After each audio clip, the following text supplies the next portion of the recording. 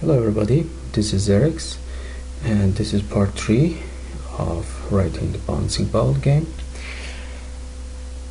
In this lesson I'm going to write the update method for ball class, so hopefully we can move the ball on the screen and we put some restriction for it so it can bounce up and down, and we somehow start to have some kind of animation on the screen.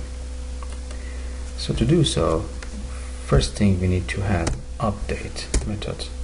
The reason I'm writing this code in Turtle is to replicate the pie game. So some of the way I'm representing the game, I try to make it look like the same way I represent game in pie game. We write the game in pie game. So then here we have define update self and what we are going to do in updates. So self.forward, and remember self.speed equals 0.4, then we pass it here, self.speed. And for having a animation, we should have while loop, because if, for example, we call the method here ball.update, now when we run the game,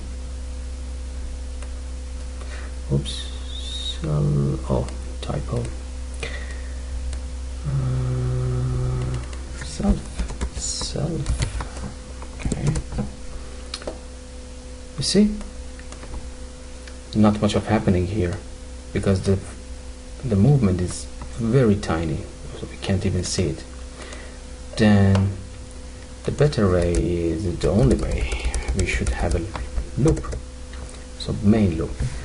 I like to make it looks like the main loop in pie game. So running equal true, and while running ball.update.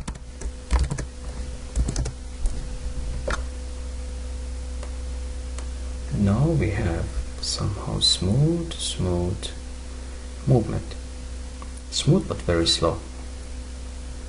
So you might ask why we set such a tiny number for speed. We could, for example, make it 1.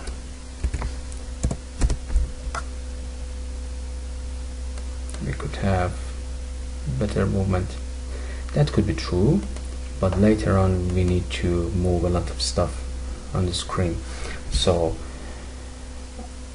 I'll explain why we use this number. And actually this is going to be very fast number after we update the screen. So let's update the screen without drawing it. To do that, we have to call tracer. So screen.tracer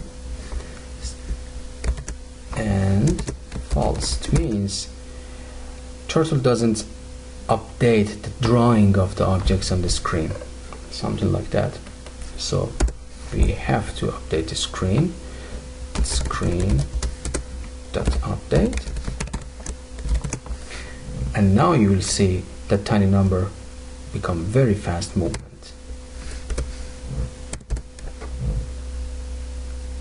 It's gone. One more time. It's gone. Actually, we have to now reduce the speed. Now it's better. Smooth. Alright. Okay. Now let's make our conditions to make the ball bounce. So to do that, we have to use some if statements. So if self y core smaller than or equal or smaller than minus 250,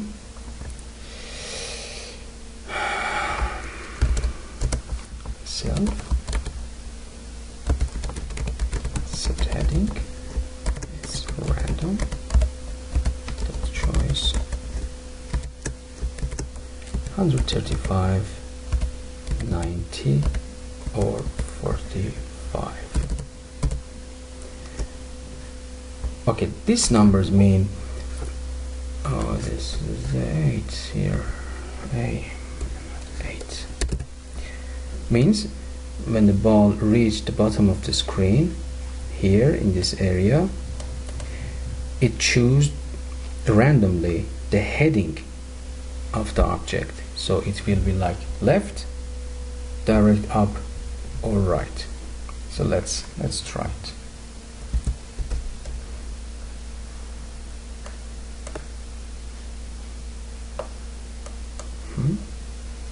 Looks like it's working.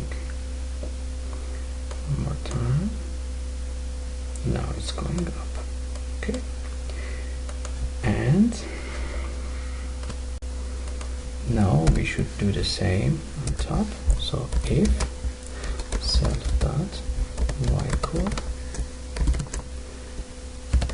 equal or greater than 230, because it will be top of the object, then self dot heading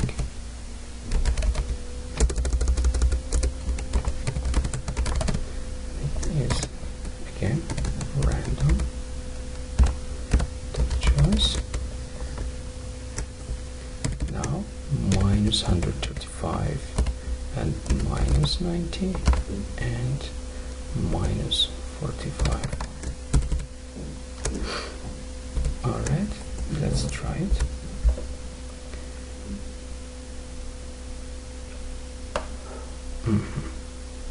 Cool.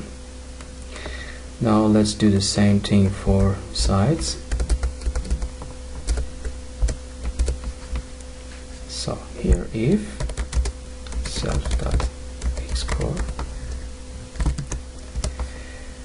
smaller or minus 350 or self dot xcore greater or equal 350, then self dot right 45 degree. This way we can have somehow random movement around the screen. Okay,